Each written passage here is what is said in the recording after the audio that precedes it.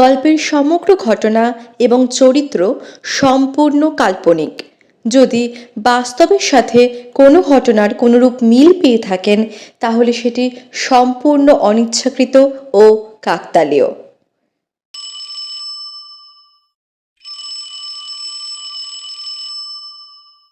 Hello, আপনি কি advocate Anuttama Roychowdhury? হ্যাঁ, বলুন। আজ সন্ধেবেলায় আপনি কি ফাঁকা আছেন? ওখানে কি সব কথা বলতাম। হুম, সন্ধে 7টার সময় আসুন তাহলে। ধন্যবাদ।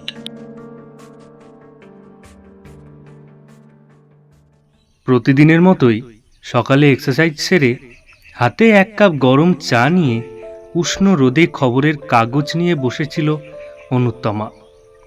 দীর্ঘ 4 বছরের ওকালতির জীবনে বেশ সুনাম অর্জন করেছে সে। প্রতিদিন সকালে এক্সারসাইজ, তারপর খবরের কাগজ পড়ে কোর্টে যায় সে। কোর্ট থেকে ফিরতে ফিরতেই এসে দেখে যে তার চেম্বারে একজন বয়স্ক ভদ্রলোক ও তার সাথে একজন 22-20 বছরের একটি মেয়ে বসে আছে। আর ভদ্রলোককে দেখলেই বোঝা যাচ্ছে যে তিনি দীর্ঘ একটা লড়াইয়ের মধ্যে দিয়ে যাচ্ছেন, আর তার ফলে ওনাকে আরো বেশি বিধ্বস্ত মনে হচ্ছে। নমস্কার, আমি অনুত্তমা রায়চৌধুরী। আমি নিশির সরকার।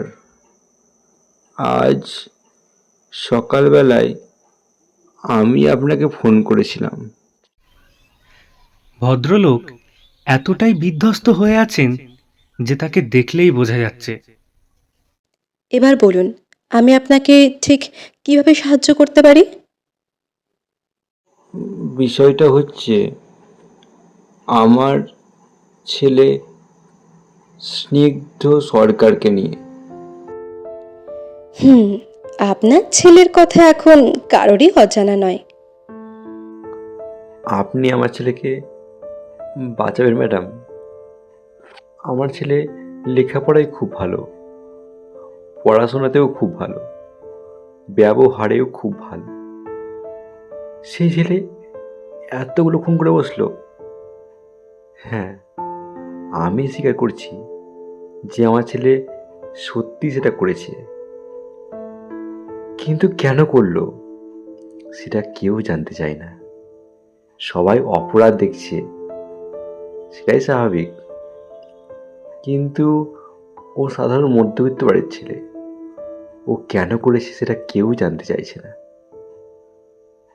আপনি যদি একবার ওর সাথে কথা বলতেন ম্যাডাম। দেখুন মিস্টার সরকার, আপনার ছেলে যেমনই হোক না কেন, আইনের চোখে সে একজন খুনি ছাড়া আর কেউ নয়। এই কেসটা আমি বেশ কিছুদিন ধরেই কাগজে পড়ছি। এত ক্রিমিনাল দেখেছি, তাদের সাথে আপনার ছেলের একটাই পার্থক্য: সবাই নিজেকে নিরপরাধী প্রমাণ করার জন্য প্রাণপণ চেষ্টা করে যায়, কিন্তু আপনার ছেলেকে পুলিশ অ্যারেস্ট করার পর আজ পর্যন্ত তিনি একটাও কথা বলেননি। সেটাই সব থেকে অবাক করার বিষয়।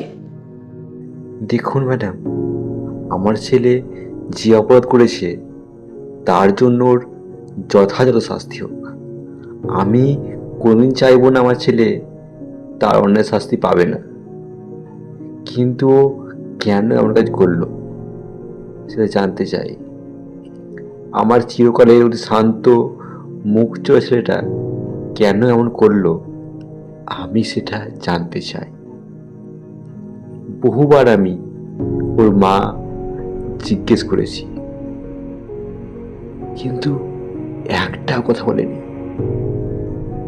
শুনেছি আপনি মন পড়তে পারেন, তাই আপনারা ছিলাম। আপনি যদি একটু আপনি কোনো চিন্তা করবেন না, আপনার ছেলের অপরাধের কারণ আমি ঠিক খুঁজে বের করব। এবার বৃদ্ধের চোখে একটু খুশির ঝলক দেখা গেল। পরের দিন সকালে থানায় পৌঁছে স্নিগ্ধ সরকারের সাথে দেখা করতে যায় অনুত্তমা। থানার বড়বাবু যখন বিষয়টা শুনলেন যে তিনি স্নিগ্ধ সরকারের হয়ে কেস লড়বেন, তখন নিতান্তই তাচ্ছিল্যের সাথে বলেন, ম্যাডাম, কেসটা জানেন তো ঠিক করে? এতগুলো খুন করেছে, তারপরেও আপনি ত্রিদেবের চ্যাটার্জির সামনে মাথা তুলে দাঁড়াতে পারবেন তো? আমি জানি স্নিগ্ধ সরকার ঠিক কি কি করেছেন, তবে কি জানেন তো মিস্টার রয়, আমরা সব সময় যেটা দেখি সেটার পিছনে অনেক সময় অন্য গল্পও থাকে, কিন্তু আমরা শুধু উপসংহার পড়ে গোটা গল্পটাকে নিজেদের মতো করে সাজিয়ে নিই। এখানেও ঠিক তাই হয়েছে। স্নিগ্ধ সরকার ঠিক এমনই একজন। যা ভালো বুঝবেন তাই করুন। গৌরব, তুমি ওনাকে স্নিগ্ধ সরকারের কাছে নিয়ে যাও। অনুত্তমা হাবিলদারের সাথে ওয়েটিং রুমে গেল। তার কয়েক মিনিটের মধ্যে একজন যুবককে নিয়ে আসা হলো তার সামনে, যে এখন সকলের কাছে মশলাদার চাটের মতো। হাবিলদার তাকে বসিয়ে চলে গেল। তারপর বেশ কয়েক মিনিটের নীরবতা। যুবকটা মাথা নিচু করে বসে আছে। অনুত্তমায় প্রথম নীরবতা ভাঙল। আপনি স্নিগ্ধ সরকার? না, ওপাশ থেকে কোনো উত্তর এলো না। অনুত্তমা বুঝল এইভাবে কোনো কথা বলা যাবে না, তাই সেই ভেবে আবার বলল, আপনাকে আমার সাথে কোনো কথা বলতে হবে না, তবে আজ আমি আপনাকে কয়েকটা কথা বলবো, তারপরেই চলে যাব। শুনুন তবে, কাল বিকেলে আপনার বাবা আমার কাছে এসেছিলেন।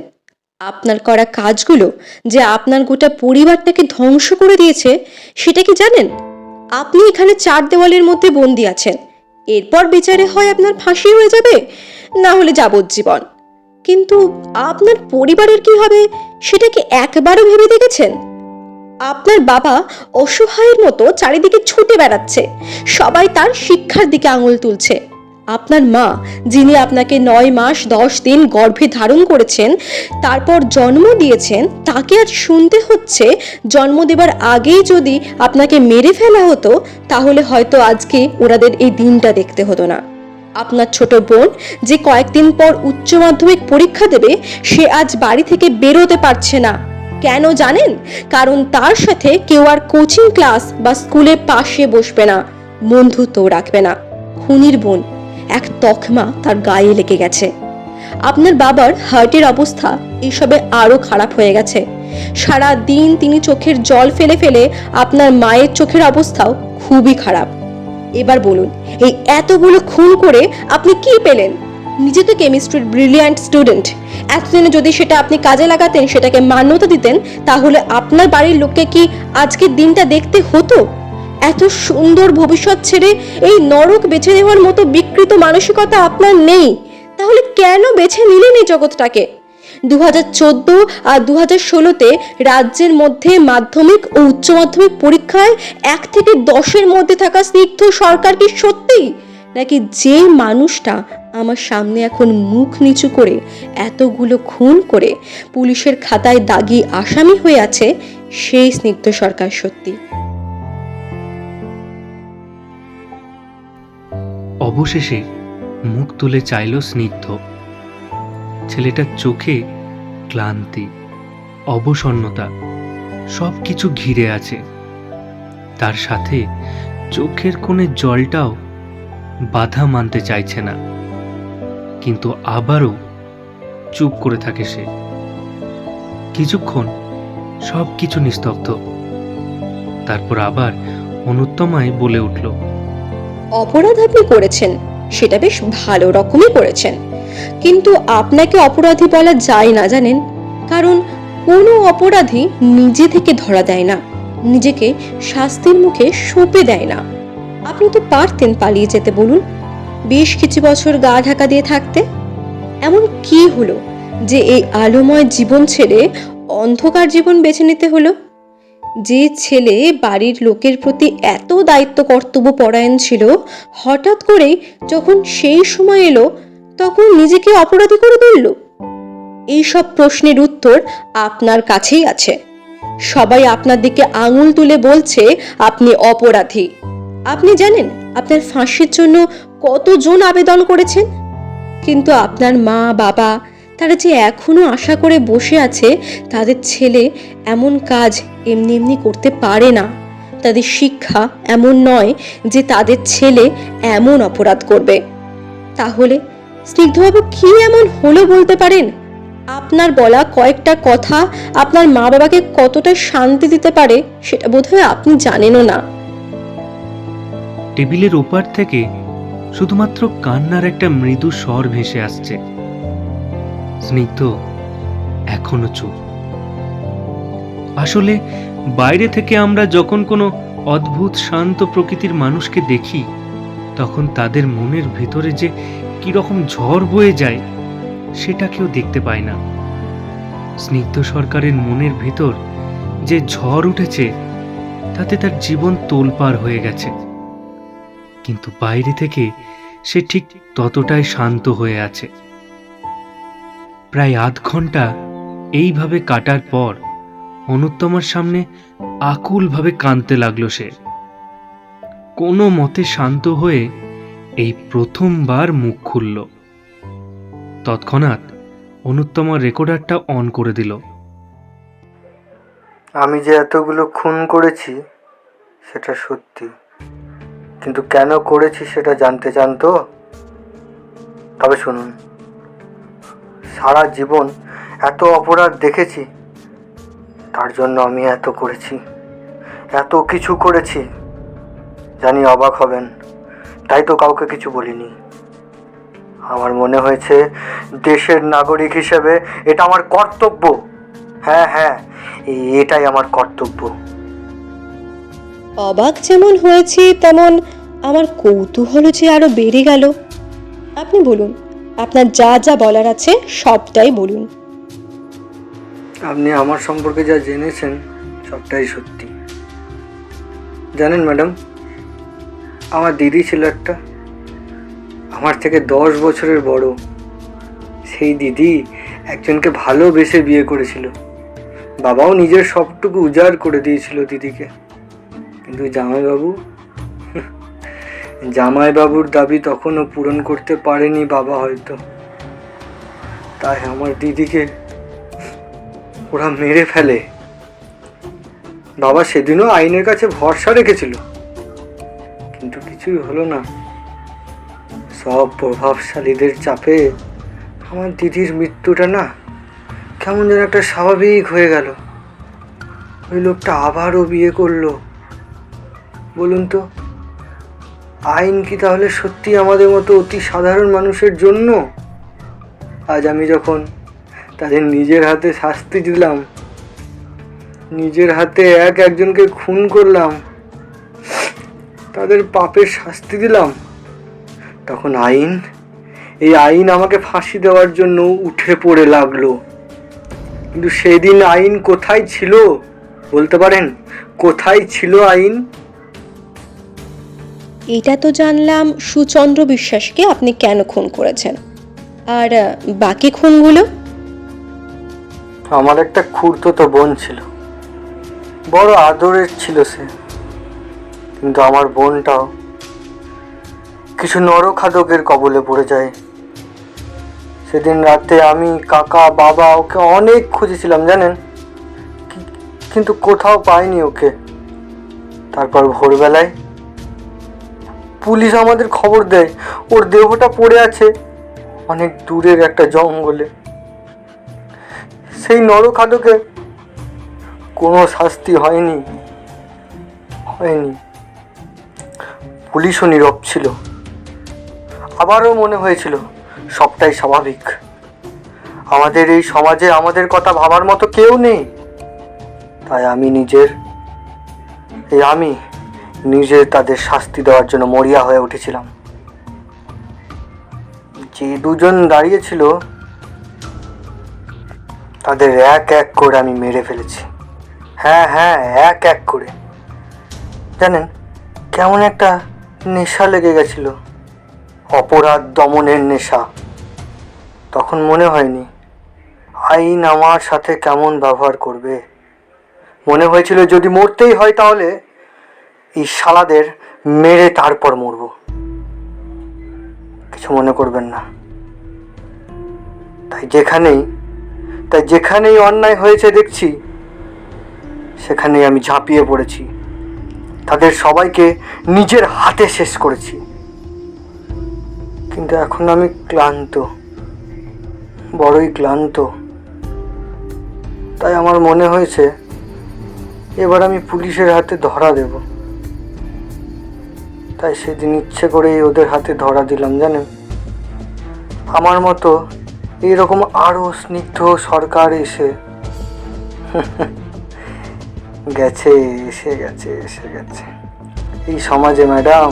আরো অনেকেই এসে গেছে। আমাকে আজ ফাঁসি দেবে, আর কতজনকে দেবে বলুন, আর কতজনকে দেবে। মেয়েরাও এখন ভয়ে ঘরে আর বসে নেই। তারাও নিজেদের বাঁচতে খড়গ হাতে তুলে নিয়ে বেরিয়ে গেছে। কতজনকে মারবে আপনাদের আইন? আইন আমরা নিজেরা ম্যাডাম। যখন অপরাধ হবে তখন আমরা নিজেরাই এই অপরাধীদের শাস্তি দেব। তবে আমার কাজ ছিল সমাজকে জাগানো, অপরাধের বিরুদ্ধে চোখ খুলে দেওয়া। সেটা হয়ে গেছে আমার। তাই আমার আর কোনো চিন্তা নেই। এটাই আমার উজ্জ্বল ভবিষ্যৎ, এটাই। আপনি যা করেছেন সেটা ঠিক, আইন আপনাদের সাহায্য করেনি এটা মানলাম, কিন্তু এই কাজগুলো আপনি আইনের রক্ষক হয়েও তো করতে পারতেন। তাহলে সেটা আরো ভালো হতো। আপনার কাজগুলো ঠিক, কিন্তু কাজের মাধ্যমটা ভুল। হয়তো হতো, কিন্তু আমার হাতে বেশি সময় নেই যে আর। আপনার জীবনের কথা তো কিছু বললেন না। এত কথা যখন আপনাকে বলেই ফেললাম, তখন বাকি কথা বলতেও আমার আপত্তি নেই। আমি চিরকালই একটু ইন্ট্রোভার্ট গোছে, জানেন। তাই কারোর সাথে ঠিক করে কথা বলতে পারি না। জীবনে প্রথম যাকে ভালোবেসেছিলাম, সেও আমার ওই সরলতার সুযোগটাই নিল। সেদিন মনে হয়েছিল, জানেন, নিজেকে শেষ করে দিই, কিন্তু পারিনি মা বাবার কথা ভেবে। আমি তারপরেও ভালোবেসেছিলাম, কিন্তু সেখান থেকেও প্রতারিত হয়েছি। আমাদের মতন যারা সত্যি হয়তো ভালোবাসে, তারা এইভাবেই প্রতারিত হয়। তারপর যখন এই কাজকর্মগুলো করা শুরু করলাম, তারপর নিজেই সব কিছু থেকে সরে এলাম। আইনের রক্ষক হয়ে হয়তো আমি কাজগুলো করতে পারতাম, কিন্তু আইনের প্রতি আমার আর একটু বিশ্বাস নেই। আদপে আমরা আইনকে নিজেদের মতো চালনা করি, কি আছে সেটা না জেনেই নিজেদের মতো সেটাকে ব্যাখ্যা করি। আইনের পথে চললে তখনও কোথাও বাধা নিষেধ থেকে যেত হয়তো, আর আমি সেটা ভাঙতে পারতাম না। অথচ দেখুন, নিজের হাতে এতগুলো পাপের নিধন করলাম, তাতে আমার কোনো আক্ষেপ নেই। শুধু শান্তি আর শান্তি, এ যেন মরেও শান্তি। আপনি যা করেছেন তাতে আমার চোখে আপনি মোটেও কোনো ভুল করেননি, কিন্তু আইন আপনাকে ছেড়ে দেবে না। সারা জীবন আপনাকে হয় জেলের ভেতর কাটাতে হবে, আর না হলে ফাঁসি হবে। ম্যাডাম, আপনাকে একটা প্রশ্ন করব। আপনি তো জানেন যে আমি এতগুলো খুন করেছি, আমার যথাযোগ্য শাস্তিও হবে। তাহলে কেন কেসটা নিলেন আপনি? আসলে কি বলুন তো, সব কেসে যে জিততেই হবে সেটার তো কোনো মানে নেই মিস্টার সরকার। আপনিও তো জানতেন যে এতগুলো খুনের শাস্তি ঠিক কী হতে পারে, তারপরেও তো করলেন। আসলে কথা কি বলুন তো, প্রতিদিনের এই জীবনে আমরা বড্ড বেশি নিজেদের নিয়ে ব্যস্ত হয়ে পড়ি, বাকিদের কথা ভাবার মতন সময় আমাদের নেই। যদি আমরা নিজেদের সেখান থেকে বের করে নিয়ে অন্যদের কথাও ভাবি, তাহলে আমাদের সমাজটা একটু একটু করে ঠিক শুধরে যাবে। তারপর অনেকগুলো মাস ধরে কোর্টে মামলা চলেছিল, মুক্তির দাবি না হলেও একটু হলেও যাতে শাস্তি কমানো যায় তার জন্য। আইন যে শুধু অপরাধটাই দেখে, অপরাধীকে নয়। তাই স্নিগ্ধ সরকার যে উদ্দেশ্য নিয়ে এই এতগুলো খুন করেছিল, সেখানে শুধু তার খুনগুলোই প্রাধান্য পেয়েছিল, অপরাধটা নয়। কোর্টে স্নিগ্ধ সরকারের ফাঁসির রায় ঘোষিত হয়েছিল। অ্যাডভোকেট ত্রিবিদেশ চ্যাটার্জি জিতে গিয়েও মানবিকতার হারকে স্বীকার করেছিলেন। অনুত্তমা পেরেছিল সমাজের চোখে আসল অপরাধীদের তুলে ধরতে, তাদের অপরাধ সহ। কিন্তু স্নিগ্ধ সরকার যে বলেছিলেন হাজার হাজার স্নিগ্ধ সরকারের জন্ম হয়েছে আইনের প্রতি আস্থা না হারালেও তারা আইনের পথে চলেই তুলে নিয়েছে অস্ত্র, তারপরেও কি তারা শাস্তি পাবে? কতজনকে এইভাবে শাস্তি দেবে আইন? আসল কথাটা কি জানেন? আইন নিজের জায়গায় একদম ঠিক আছে, কিন্তু সমাজের কিছু মানুষ তার অপব্যবহার করছে।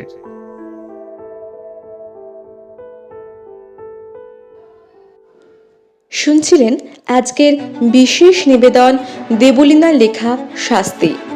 আজ গল্প পাঠে ছিল বিক্রম, ভাস্কর, সৌভিক এবং আমি সৈমি। এডিটিং, পোস্টার ডিজাইনিং, ধ্বনি পরিকল্পনা এবং গল্পের সমগ্র পরিচালনায় ছিল ভাস্কর। আমাদের আজকের এই গল্পটি ভালো লাগলে লাইক, কমেন্ট এবং শেয়ার করতে কিন্তু একদম ভুলবেন না। আর নতুন নতুন গল্পের আপডেট পাওয়ার জন্য এখনই সাবস্ক্রাইব করুন আমাদের ভয়েজ টু টেলস ইউটিউব চ্যানেলটিকে। সবাই ভালো থাকবেন, সুস্থ থাকবেন।